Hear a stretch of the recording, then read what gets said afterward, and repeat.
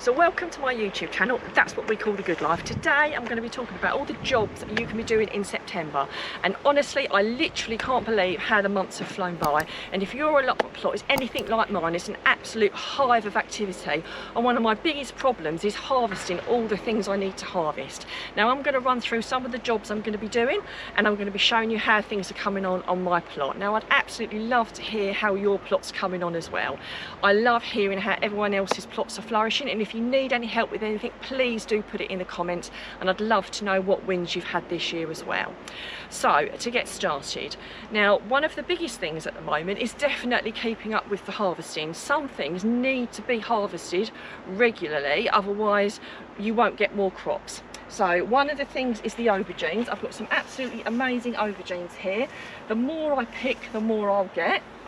The same thing with the courgettes, exactly the same thing, and with things like the French beans as well. It's really good to keep picking those, because if you stop picking them, it sends messages to the plants, they'll start to produce seed and they won't be producing the beans that you want to be producing. And the same for all of them, they won't keep overly producing. So also I've got some absolutely fantastic peppers. Now I've yet to get a red one yet. I've got lots of lovely green ones. Of course I can eat them green, and I will just take some of the green ones, but hopefully I'll get some red sweet peppers. I have got some ripe chili peppers, so I've got some here that are starting to ripe. They're absolutely gorgeous. Again, I don't have to eat them ripe, you can eat them either way. The flavour is just slightly different and more sweeter when they've ripened. So what else? Tomatoes. Don't forget to keep picking your tomatoes, and if you're struggling to get those tomatoes to ripen, I remove the lower leaves. So the lower leaves before the completed trusses, below the completed trusses of fruit, it gets more air and generally helps with ripening. I'm picking quite a lot of tomatoes. I haven't got loads left actually. I've already been picking quite a lot of mine, but I still do have some left. It also helps when you take those lower leaves off, it stops diseases forming as well, especially the dreaded blight. So I do hope no one's had that yet this year. I've also got some pumpkins that are ripening absolutely fantastically at the moment. Now things like pumpkins, cucumbers, courgettes, you sometimes get something called powdery mildew, where the leaves are a little bit powdery. I've got a little bit on here. If it's, I don't worry about it if I've only got a little bit like that. I don't really concern myself too much with. You're always going to get a bit. If you're getting a lot, I genuinely remove some of the leaves, because it helps create more air going around it. And when you water, it's best to water at the base of the plant, not on the leaves. That encourages it a little bit more. Some people put treatments on them. I must admit I don't. I generally just remove a few of the leaves, not all of them, just to create a little bit more air. If you're like me and you've got lots of pumpkins and squashes, things are going to start to ripen.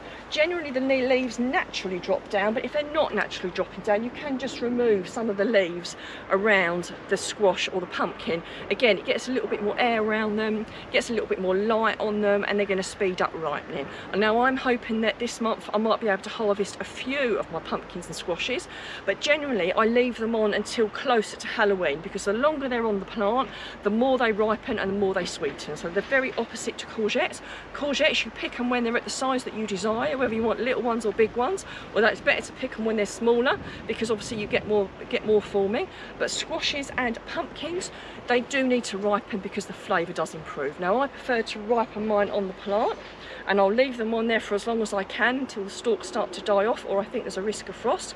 I know there are some people that will cut them off and ripen them somewhere else, but like with tomatoes and squashes and pumpkins, I like to ripen all my stuff naturally if I can. That being said, if the weather starts to get cold quite quickly, which it can do in October, I will take them off and ripen them somewhere else.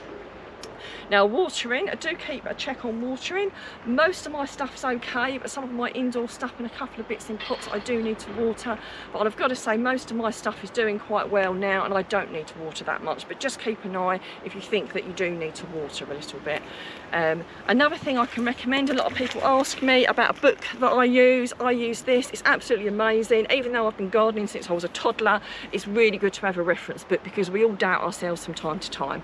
Now this allotment month by month, my Alan Buckingham, is absolutely amazing, absolutely brilliant, can highly recommend it. I will put a link up on the screen and also one in the description if you're interested. The other thing to be harvesting and getting the last up towards the end of September, beginning of October. If you've not already dug all your potatoes to store them, it's a really good time to do it, because if we leave them in the ground too long, quite often the wireworm and slugs and other things start to attack them. So I've already got a couple of my rows already dug up, and I need to get the other 2 rows dug up as well. So like I say, the end of September to the beginning of October, that should be fine. Also apples and pears, it might be time to harvest those, but do check it's right, because all depending what variety you've got, all depends when they need to be harvested. One of my apple trees at home, I've taken most of them off. The way to tell whether apples are ready to come off or not is when you lift the apple up, they come off easily and they just break off easily, they're ready. If you have to tug them off, they're not ready, so leave them on for a little bit longer.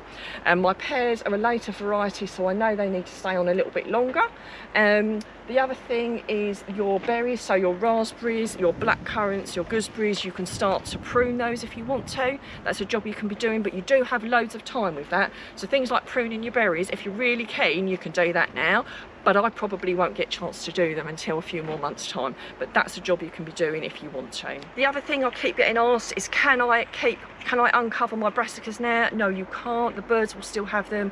There's still lots of the cabbage butterfly, so do definitely keep that covered. The thing I recommend the most for brassicas is Enviromesh. If you haven't got any Enviromesh and you want to get some either for this year or next year, I will put a link up on the screen and also one in the description. You can use it year after year and it is absolutely fantastic.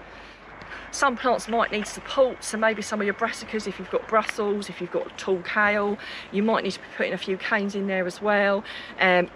It's a good time to turn your composter this time of year, so if you've got composters like I have, it's a really good idea to turn those over. And if you're wondering what you can sow this month, there are still quite a lot of things you can sow this month, believe it or not. I'll be popping a few things in, that's for sure. So if you want to check that out, we will put a link up on the screen and also one in the description of what to sow in September as well.